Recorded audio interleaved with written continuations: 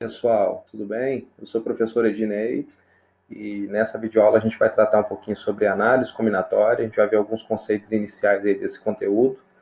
Muitas pessoas acham um pouco complicado, a gente vai tentar aqui simplificar o máximo possível desse conteúdo e depois a gente faz alguns problemas relacionados a esses conceitos. Então, começando aqui na nossa apresentação, a gente vai falar sobre o princípio fundamental da contagem. O que significa isso? O princípio fundamental ele é utilizado em praticamente todos os problemas de combinatória, ou quase todos eles, e consiste basicamente em um princípio chamado de princípio multiplicativo, ou seja, você vai determinar a quantidade de possibilidades que você tem para cada item que compõe o seu problema, e posteriormente você vai multiplicar essas possibilidades encontrando o total de casos que tem para o seu problema, ou seja, o total de possibilidades que resolvem o seu problema. Ok? Vamos ver aqui um exemplo. Dispomos de 7 cores para pintar as listras dessa bandeira nessa posição. Então, observe que você tem uma bandeira, as listras são horizontais e são de diferentes tamanhos. E eu pergunto, de quantas formas poderemos pintar essa bandeira seguinte, utilizando cores distintas?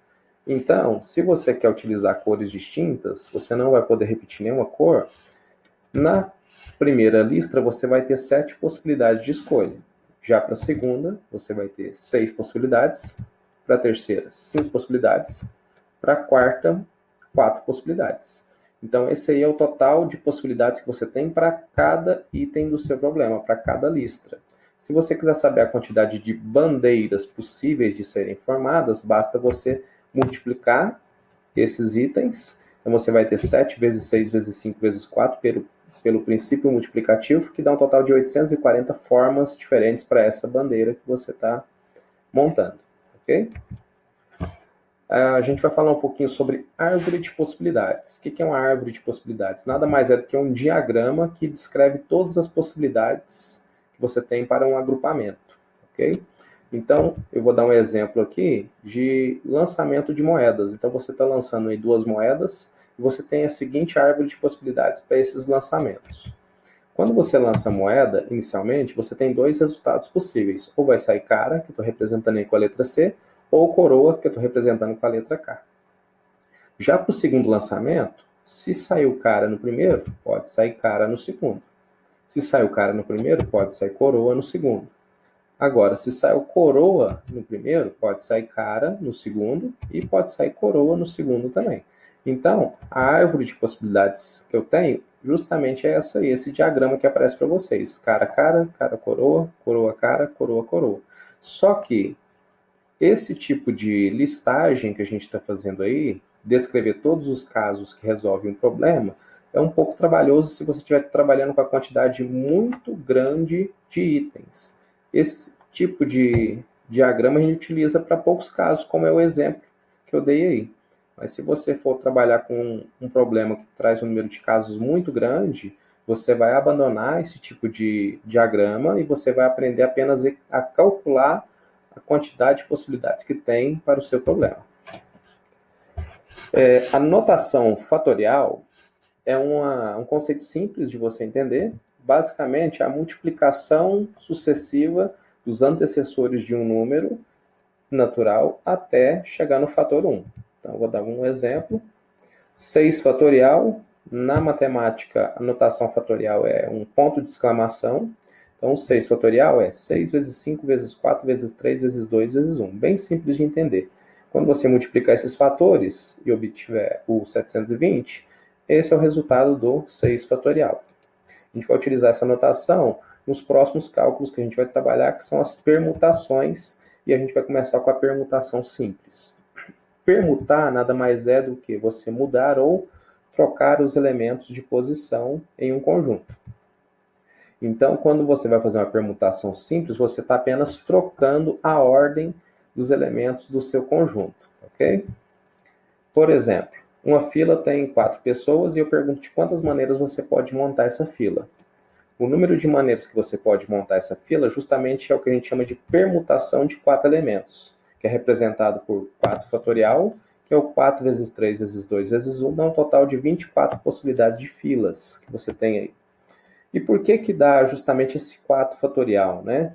Porque para a primeira posição da fila, você tem 4 possibilidades de escolha, para a segunda posição, 3 possibilidades de escolha, para a terceira posição da fila, 2 possibilidades de escolha, e para a quarta posição é a pessoa que sobrar. Então você tem 4 vezes 3 vezes 2 vezes 1, que dá o total de possibilidades desse problema simples, beleza? Já a permutação com elementos repetidos, você vai trocar os elementos de ordem, mas você tem que tomar cuidado, porque nesse caso vão aparecer elementos que são repetidos. Eu peguei uma palavra aí, Amapá, só que eu tirei o acento do último A, justamente para destacar as 3 letras A que aparecem nessa palavra. Observem que, quando você for permutar os elementos dessa palavra, se você trocar um A com outro A de lugar, o sentido dessa permutação é exatamente o mesmo, ok? Então, eu vou listar alguns casos de permutações dessas letras, que vocês têm aí. Então, observem na primeira coluna que todos os itens são exatamente iguais, a única coisa que eu estou mudando é a letra A com outra letra A de lugar. Então, nesse caso, o sentido da palavra não se altera e você tem o mesmo anagrama, que é o nome que a gente dá para essas mudanças de letras de lugar. Então, na primeira coluna você tem basicamente o mesmo anagrama, na segunda coluna você tem 6 anagramas também repetidos, na terceira coluna a mesma coisa e assim por diante. Então, eu listei alguns casos de permutação desses elementos, só que observe que quando você troca 2 letras repetidas de lugar, você não tem uma nova palavra ou um novo anagrama, ok? Então, a gente vai aprender a calcular a quantidade de permutações com elementos repetidos no próximo exemplo. Então, observe o seguinte, uma pessoa se encontra em um bairro, num ponto A, quer percorrer essas ruas até chegar no ponto B, então ela vai poder fazer 2 tipos de movimento, ela vai poder se movimentar para a direita ou para a frente, ok? Para a direita eu vou representar com a letra D, para a frente eu vou representar com a letra F, e eu quero saber de quantos caminhos diferentes essa pessoa que está no ponto A pode fazer para chegar no ponto B. Então eu vou dar um exemplo, né? A pessoa saiu do ponto A, andou uma vez para a direita, andou para a frente 2 vezes, depois ela andou para a direita 3 vezes, andou para a frente novamente 2 vezes, foi para a direita, foi para a frente, foi para a direita e foi para frente.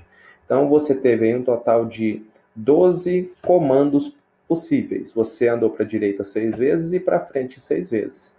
E observe que, para você alterar o trajeto dessa pessoa nesse mapa, basta você trocar essas letras de lugar. Só que você tem que se atentar para o seguinte fato. Se você trocar uma letra D com a letra D de lugar, o trajeto não se altera. Se você trocar uma letra F com outra letra F de lugar, o trajeto não se altera. Você vai ter alteração de trajeto se você trocar uma letra D com a letra F. Okay?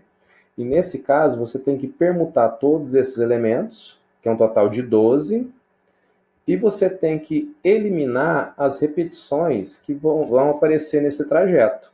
O que são as repetições? Se você trocar cada uma das letras D por qualquer outra letra D, você vai obter basicamente o mesmo trajeto. Então, você tem que eliminar a permutação dessas letras D. E também tem que eliminar a permutação das letras F. E quando a gente fala eliminar essas permutações, na matemática, a gente está trabalhando aí com uma divisão. Então, o que seria esse cálculo que eu estou apresentando? É a permutação de 12 elementos, com repetição de 6 letras D e 6 letras F. A permutação de 12, basicamente, é o 12 fatorial. Se você não tivesse nenhum elemento repetido, bastaria fazer a permutação de 12. Como tem 6 letras D repetidas, você vai dividir o 12 fatorial por 6 fatorial para eliminar a repetição da letra D dentro desse conjunto, a permutação da letra D. E vai fazer a mesma coisa com a letra F, vai dividir por 6 fatorial para eliminar a permutação da letra F dentro desse conjunto. Para resolver esse esqueminha aí, o que a gente vai fazer? O 12 fatorial, eu vou desenvolver ele da seguinte maneira. 12 vezes 11 vezes 10 vezes 9 vezes 8 vezes 7 vezes 6. E parei no 6, coloquei o fatorial na frente. Por que eu estou fazendo isso? Eu desenvolvi o fatorial até o momento onde ele vai me ajudar a fazer uma simplificação no cálculo. Então, o fatorial, você pode parar ele em qualquer momento, desde que você indique que esse cálculo vai continuar até chegar em 1. Então, aquela exclamação na frente do 6, a notação fatorial, está indicando que você vai continuar esse cálculo até chegar em 1. Eu parei no 6 fatorial justamente porque tem o mesmo elemento no denominador e você vai poder fazer o cancelamento desse termo. Só que no denominador eu tinha 2 vezes o 6 fatorial.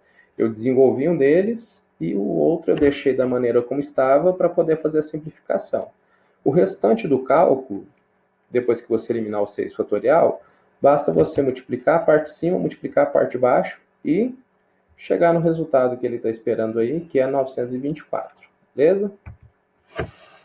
Então, na permutação com elementos repetidos, a gente tem basicamente essa fórmula. Precisa de assustar com ela? Não, porque é bem simples de você entender de forma intuitiva. Permutação de N. N é a quantidade total de elementos que você tem. Alfa, beta, gama e assim por diante. São os elementos repetidos dentro do seu conjunto. Então, você vai permutar o N, ou seja, N fatorial, e vai dividir pela permutação de cada uma das repetições que aparecem no seu conjunto. Beleza? E agora, para a gente poder chegar na parte final da aula, a gente vai falar um pouquinho sobre permutação circular. Como o próprio nome já está dizendo, você vai permutar elementos ao redor de um círculo. Aí, eu pergunto para você, você tem 3 elementos ao redor de um círculo. Vamos supor que sejam 3 pessoas ao redor de uma mesa circular. E eu pergunto, de quantas maneiras essas pessoas poderiam se sentar ao redor dessa mesa circular, sabendo que o giro da mesa não gera uma nova configuração dessas pessoas. Ou seja, o que conta, na verdade, é quem está à esquerda de determinada pessoa e à direita de determinada pessoa. Então, o simples giro da mesa não dá uma nova permutação para você. Então, observe esses casos que eu vou listar aqui. Então, eu tenho lá o primeiro círculo, no caso ABC. Se você notar, o segundo é exatamente igual ao primeiro. Basta você pegar a primeira circunferência e girar ela 120 graus. O A vai parar na posição do B, o B vai parar na posição do C, e o C vai parar na posição do A, para você sair do primeiro e obter o segundo círculo. Para você sair do segundo e chegar no terceiro, o C vai parar na posição do A, o A para na posição do B e o B para na posição do C. Então, concordam comigo que esses 3 círculos que são apresentados aí são exatamente iguais? O círculo ABC, que você obteve no primeiro círculo, fez um giro, obteve o segundo, fez um outro giro, obteve o terceiro, e se você girar novamente, você volta lá no primeiro. Uma outra configuração que você pode ter é esse círculo aí, o BAC, ok? Ou ACB. O primeiro era o ABC e o segundo o ACB. Se você tentar fazer o mesmo esquema de cima, ou seja, trocar o A com C de lugar, o C com B, o B com C, você vai obter esses 3 círculos que representam a mesma situação. É o círculo ACB. Então, observem que se você começar no A e girar no sentido horário, você vai ter ACB no primeiro círculo, no segundo e no terceiro também. Ok? Então, quando você está trabalhando com a permutação circular, você tem que tomar um cuidado um pouco maior, porque você não vai apenas permutar esses elementos, você tem que fazer algo um pouquinho diferente, que a gente vai ver agora. Então, vamos lá. Você tem o elemento A, que se sentou na mesa, digamos assim, primeiro que os outros, e eu vou deixar esse elemento fixo. Então, na permutação circular, a primeira coisa que você vai fazer é, algum elemento tem que ficar fixo dentro da sua circunferência. Outra coisa importante, você tem que escolher um sentido de análise. Você vai analisar esse círculo no sentido horário ou no sentido anti-horário. Aí eu vou colocar o elemento B e o elemento C. Então, nesse caso, essa permutação circular que a gente tem nesse momento é a permutação ABC. E se eu trocar os elementos de lugar, ou seja, permutar os elementos B e C, eu vou ter o círculo ACB. Então, na verdade, quando você tem 3 elementos ao redor de um círculo, você tem apenas 2 permutações possíveis. A permutação ABC ou a permutação ACB. Ok? Vamos melhorar um pouquinho mais e deixar um pouquinho mais difícil esse problema. Eu coloquei lá o item A na circunferência, vou colocar ele fixo, vou de novo olhar no sentido horário, analisar no sentido horário, vou colocar o elemento B, o elemento C, o elemento D. Então, eu coloquei agora 4 elementos ao redor de um círculo. Se eu tivesse 4 elementos em uma fila, a gente viu esse problema agora há pouco, você teria 4 fatorial, ou seja, permutação de 4 elementos, que dá 24 possibilidades de permutação dos elementos. Só que esses 4 elementos agora estão ao redor de um círculo. Então, alguém vai ficar fixo e você vai poder permutar apenas os outros 3. Então, você tem o círculo A, B, C, D. Se você fizer uma permutação, você vai ter AC, DB. Você pode ter também AD, BC, sempre começando no A. Você ainda pode ter AD, CB, AB, DC e, por fim, AC, BD. Então, você tem aí um total de 6 casos. Por que 6? São apenas 3 elementos que estão trocando de lugar no círculo. Então, você está fazendo, na verdade, a permutação de 3 elementos, que é 3 fatorial, e é equivalente a 3 vezes 2 vezes 1, que dá 6. Então, são 6 casos possíveis quando você está fazendo a permutação circular de 4 elementos. A fórmula é estranha. Não, né? Uma fórmula até que não é tão complicada assim se você conseguir entender de forma intuitiva. PC significa permutação circular de n elementos. E ali eu coloquei n-1 fatorial. Esse 1, tem que tomar um cuidado com ele, porque no nosso problema a gente estava fixando um elemento. Você pode fixar mais do que um, depende do que o problema vai exigir de você. Então esse 1 na fórmula significa alguém vai ficar fixo na circunferência para você poder permutar os outros elementos. Por isso que é n-1, pode ser n-2, n-3 e assim por diante.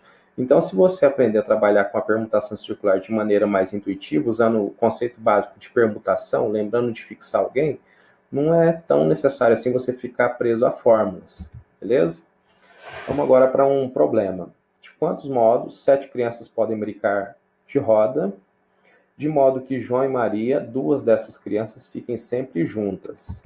Então, vamos lá. Você tem 5 crianças já representadas, A, B, C, D e E. E aí você tem João e Maria. Então, você tem 7 crianças ao redor de uma roda.